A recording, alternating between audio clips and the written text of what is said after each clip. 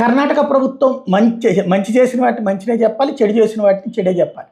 వాళ్ళు బస్సుల విషయంలో నిర్ణయం తీసుకున్నారు, జరిగింది, మంచిది.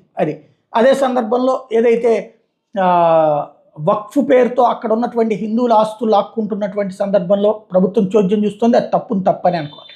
అదే సందర్భంలో లేటెస్ట్గా జరిగినటువంటి అంశం, ఒక షాపింగ్ మాల్లోకి పంచె కట్టుకుని వెళ్తున్నటువంటి రైతుని రానివ్వకపోవడం, మాల్లో ఉన్నటువంటి సినిమా థియేటర్కి, దాని మీద అతని కుమారుడు చేసినటువంటి వీడియో అది పెద్ద ఎత్తున వైరల్ కావడంతో ప్రభుత్వం ఒక కీలకమైనటువంటి నిర్ణయం తీసుకుంది.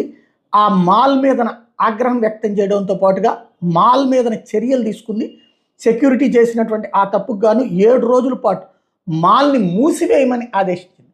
తద్వారా ఓవర్ యాక్షన్ చేయకుండా, ఆ సెక్యూరిటీ కూడా ఒకనాడు ఇట్లాంటి పల్లె నుంచి వచ్చినటువంటి వాడే అయి ఉంటాడు. బట్ ఇట్లాంటి దరిద్రపు అలవాటు ఏంటో అర్థం కాదు, దాంతో యాక్షన్ తీసుకుంది. ఈ విషయంలో కర్ణాటక ప్రభుత్వాన్ని అభినందించాలి.